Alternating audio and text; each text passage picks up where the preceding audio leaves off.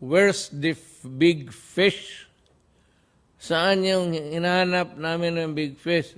Oh, I'm giving you Ayala and Pangilinan. May isang former senator nang sabi, wala man raw siya nakita na mali. You know, because he is an asshole.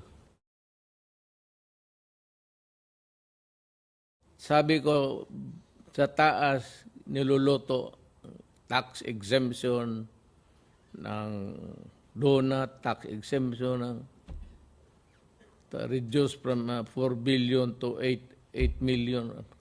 Klase. Pero wala, ginawa talaga. Ngayon, itong sabi ko, itong ibang naiwan, talagang magbabayad sila. Because you have been looking for where's the big fish? Saan yung hinahanap namin ng big fish? Oh, I'm giving you Ayala and Pangilinan. They are the big fishes. Tignan ninyo ang kontrata. May isang former senator nang sabi, wala man raw siya nakita na mali. You know, because he is an asshole. He just want to be fashionable on the other side. Kaya paano makorek natin yan? How can the Ayalas and the Pangilinan now compensate yung bill sa tubig? Tingnan mo, meron dyan enhancement.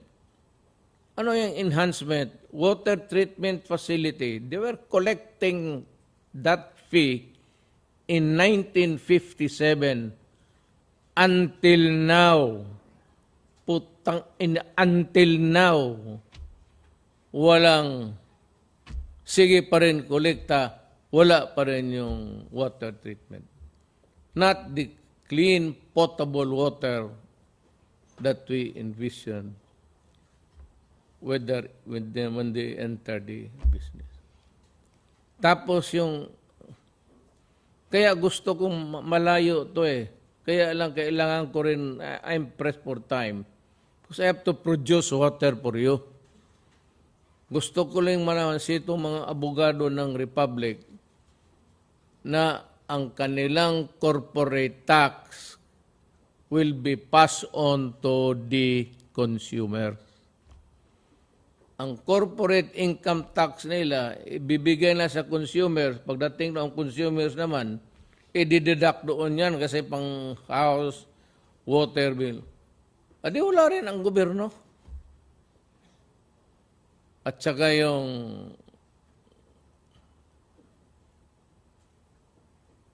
magbayad tayo kung sila malugi. That is why nung una 3 billion, it was the increase was suspended because the right to increase is solely given to them. Kanila yan, wala tayong pakialam. And in that act, pagbigay nila, we lost the sovereignty because in that contract, if you have a copy of that contract, it says, for purposes of interpreting this contract, water shall be a commodity. It's our natural resource. Hindi mo pwedeng i-commodity lang. Yan ang sabi ko na, yan ang masakit sa akin.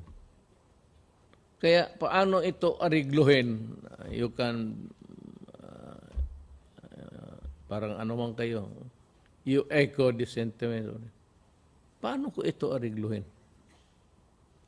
How can I now proceed with a new contract acceptable to them with the entry of new businessmen?